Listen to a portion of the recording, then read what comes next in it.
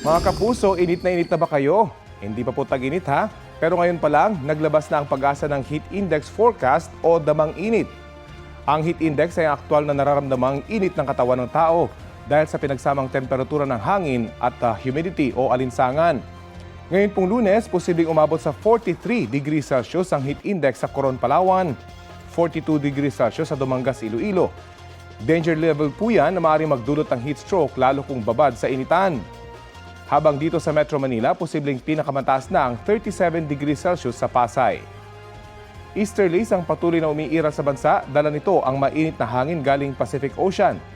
Posible pa rin ang mga panandaliang ulan o kaya local thunderstorm. Nakataas po ngayon ang thunderstorm watch sa NCR, Bulacan, Rizal, Laguna at Cavite. Hanggang alas 10 mamayang gabi, may tsansang uulanin ang mga nasabing lugar. Base naman sa rainfall forecast ng Metro Weather, uulanin sa mga susunod na oras ang ilang panig ng Cordillera, Southern Luzon, Visayas at Mindanao.